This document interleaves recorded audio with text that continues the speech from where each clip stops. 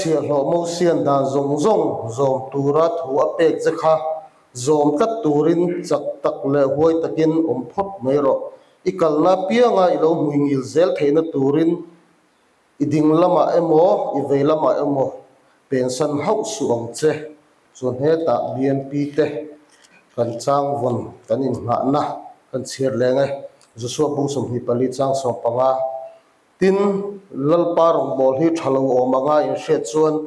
voina hian tu rong nge in bol don thang mai ro in tha tu ten luirala arongan bol thin pathian te khange in luaram amor ho te pathian kha keile ka chung te ero hi zongin lalpa rong ania kan bol don ni ati a lalpana thogan chiate kan zatan mal ni som sak ro se pathian pa kun lo tong tra yang lalpa du takan pathian min mangai tu fellowship department lam pangatang in BNP group zaite KNP lam pangatang ten group zait te kan neya tin faklam te electric KP tangin duit te kan nei dona chuwangin hun hi kala ve vak lo menga chuti rolin zanin a hianin I tholom la khom tur ti ani BNP tang thu chok angin zaina kan tholom hi BCM in pandal structure kan mamo ve wanga I ma kan lak mek ma chumi sakna tur choi zaina kan tholom hi headquarter a phei don ani ti kha kan sui til le duwa thil pe kan la khom anga chumi zo kan la khom zo heta hian ron da lenga BNP tangin I tongtai thu pui anron nei sa chu karon ding le karon soyanga chumi nu tongtai hol nan kan han don ne pathian kan fakle kan choi monan Christian labu number som hi pathumna kan pathian in mi shoi zel thi